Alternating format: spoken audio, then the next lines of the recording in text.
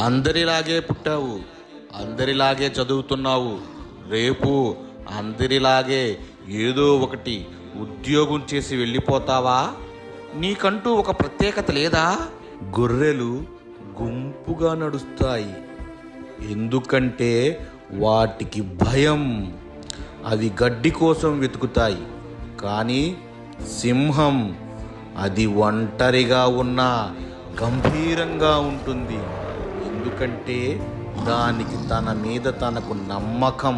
Line mentality అంటే ఏంటో తెలుసా? నువ్వు గీసుకున్న లక్ష్యపు గీతను దాటకుండా మనసును అదుపులో ఉంచటం. నిద్ర, సోమరితనం, సోషల్ మీడియా ఇవన్నీ నిన్ను ఆ గీత దాటమని ప్రలోభ పెడతాయి.